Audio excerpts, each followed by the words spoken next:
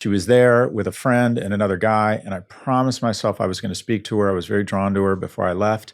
Went out to get my car at the valet, got angry at myself, went back, walked right up to them and said, "Hi, I'm Scott. Where are you guys from?" And now, our oldest son's middle name is Raleigh. And here's the thing, most people aren't. Most people will never invest in their own company. They're too scared to lose money. Most people will not go up and speak to a stranger. This is something I force my boys to do when we're out. I'm like, you got to speak to at least one stranger.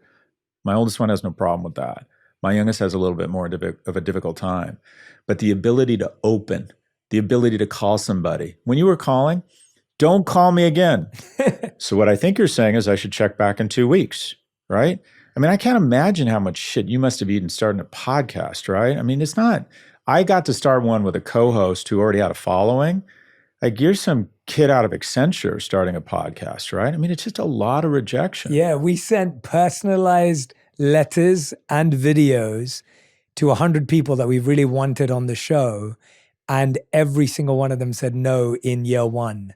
And over the last 5 years, every single one of them have been on the show, bar 3 maybe. Yeah. And it just showed me that there was such a need to just be okay. I mean, I have a list of, everyone always asks me who's your ideal podcast guest, and I'm a big soccer fan. We were talking about football earlier, and I've supported Manchester United since I was a kid, and Cristiano Ronaldo is my GOAT. And, I have a list of a history of DMs to Cristiano Ronaldo that he has never seen, let alone responded to.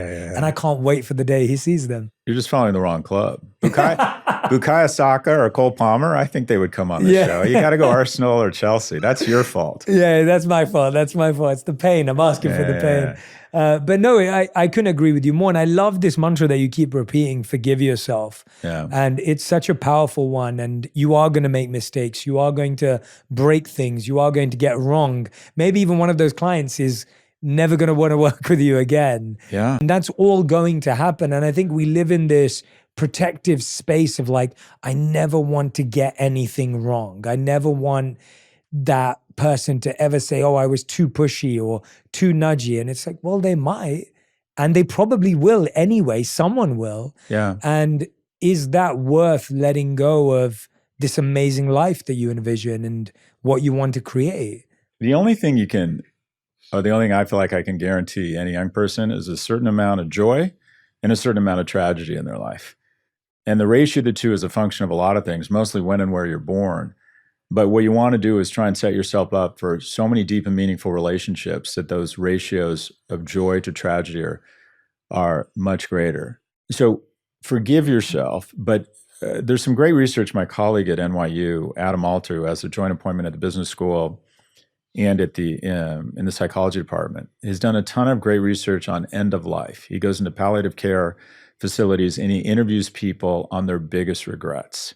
And people get a lot of perspective at the end. They're never going to walk on the beach again. They're never going to hang out with their, really spend time with their loved ones. They're never going to work again, never going to go to a sporting match, what have you. Never, take their dogs for a walk again. So they don't have a lot to lose, a lot of perspective.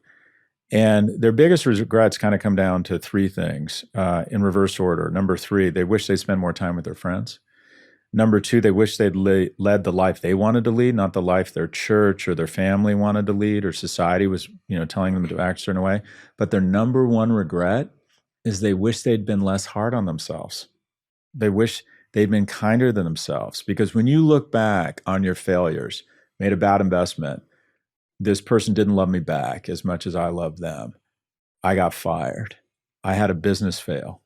When you look back at the end and you have real perspective, you're going to be more upset about the way you responded than what actually happened to you.